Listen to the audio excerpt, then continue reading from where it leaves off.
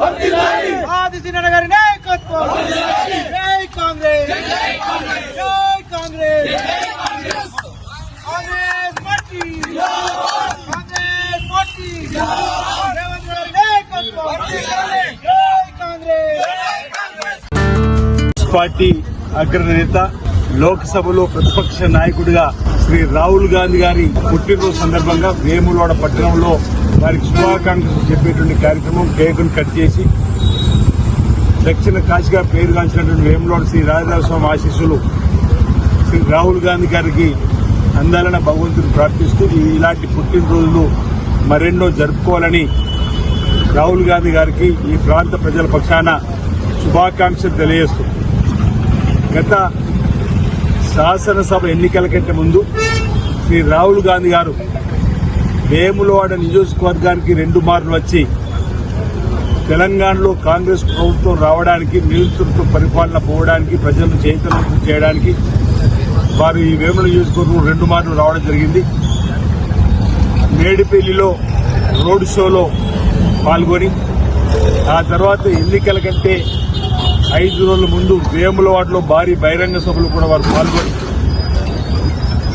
ఇక్కడ నా గెలుపులో కూడా వారి సభల ద్వారా వారి ప్రజలు చైతన్యం చేయడంలో కూడా వారి ఆశీస్సులు అందిన క్రమంలో గెలుపొందిన తదుపరి వారికి నేను ధన్యవాదాలు చెప్పేటువంటి కార్యక్రమం ఈ ప్రాంత ప్రజల పక్షాన మీ ఆశీస్సుతో ఈ ప్రాంతంలో ఆ తదుపరి ముఖ్యమంత్రి ప్రమాణ స్వీకారం చేసిన రేవంత్ రెడ్డి గారి నాయకత్వంలో కూడా ప్రాంతంలో అన్ని రంగాల్లో అభివృద్ధిని తీసుకుని పోతామని చెప్పినటువంటి మాటతో పనిచేస్తూ ముందుకు పోతున్న తరుణంలో రాహుల్ గాంధీ గారు కూడా ఈ దేశానికి, యువతకు ఒక చక్కటి భవిష్యత్తు నాయకుడిగా, భావి భారత ప్రధానిగా అసమానతలు ఇంకా ఉన్నాయి, వివక్షలున్నాయి, అవి తొలగిపోవాల్సిన అవసరం ఉందని చెప్పండి.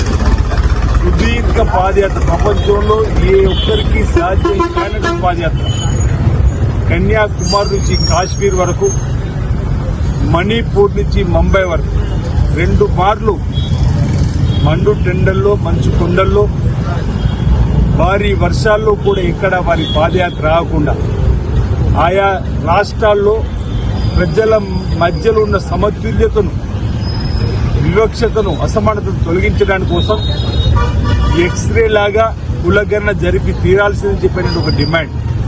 దానికి అనుగుణంగా ముఖ్యమంత్రి రేవంత్ రెడ్డి గారు తెలంగాణలో కులగణన చేపడితే 56.36% బీసీల లెక్క తేలింది. పక్కగా 42% రిజర్వేషన్ రాజకీయంగా, ఉద్యోగ పరంగా ఇవ్వాలని దేశానికే రోల్ మోడల్ అయింది రేవంత్ రెడ్డి గారి సర్కార్. రాహుల్ గాంధీ గారి ఆదేశాలతో, రాహుల్ గాంధీ గారి సూచనతో ఈ కార్యక్రమానికి రాహుల్ గాంధీ గారి ఈ బీసీ కులగణన నినాదానికి దెబ్బకు భారతీయ జనతా పార్టీ ప్రభుత్వం దిగివచ్చి తెలంగాణ రోల్ మోడల్ అయింది. తర్వాత కర్ణాటకలో కూడా కులగణన జరుగుతుందని చెప్పని భారతీయ జనతా పార్టీ కూడా క్యాబినెట్ లో ఆ తర్వాత జియో తీసుకుని వచ్చి ఇప్పుడు దేశవ్యాప్తంగా కులగణన జరుపుతా ఉంది జనాభా లెక్కలతో పాటు.